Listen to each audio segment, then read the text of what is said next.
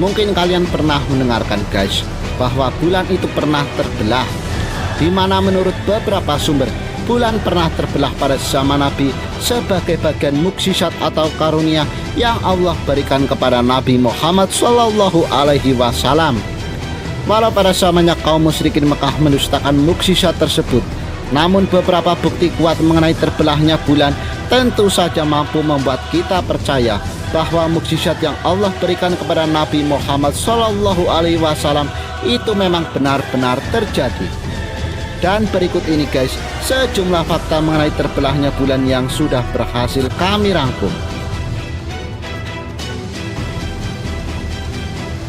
Di dalam Al-Quran sendiri dijelaskan bahwa bulan pernah terbelah. Hal ini seperti diterangkan di dalam surat Al-Qamar ayat 1. Dalam wahyunya tersebut Allah menjelaskan bahwa waktu kedatangan hari kiamat telah dekat dan bulan pernah terbelah pada zaman Nabi. Hal ini tentu menjadi bukti kuat mengenai terbelahnya bulan.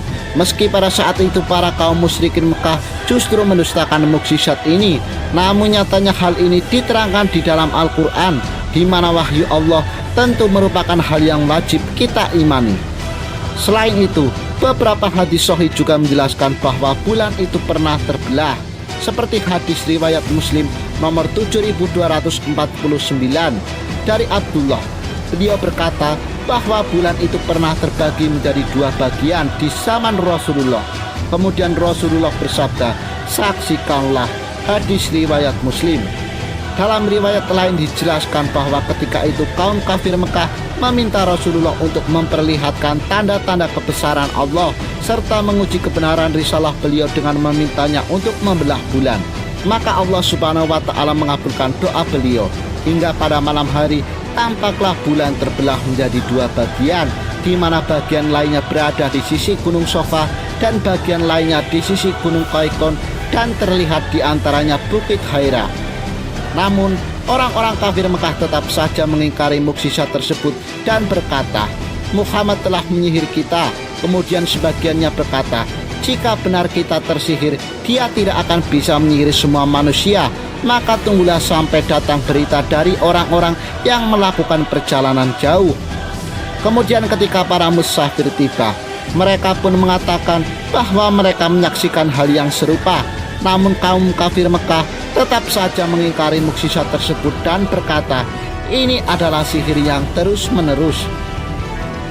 Beranjak dari berbagai riwayat yang serupa, kita dapat menyimpulkan bahwa kejadian itu tidak hanya disaksikan oleh kaum kafir Mekah saja, melainkan manusia-manusia yang berada di tempat lain selain Mekah juga mampu menyaksikan peristiwa yang serupa.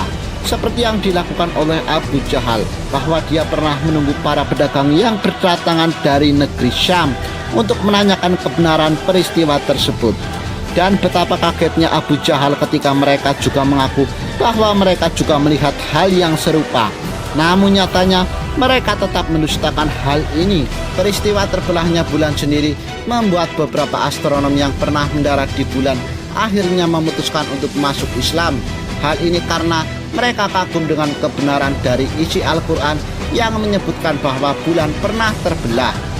Dan kebenaran ilmiah mengenai hal lain yang berbau dengan ilmu astronomi juga membuat banyak orang akhirnya menjadi mu'alaf setelah mereka mengetahui bahwa apa yang mereka pelajari justru sudah terlebih dahulu dijelaskan di dalam Al-Quran.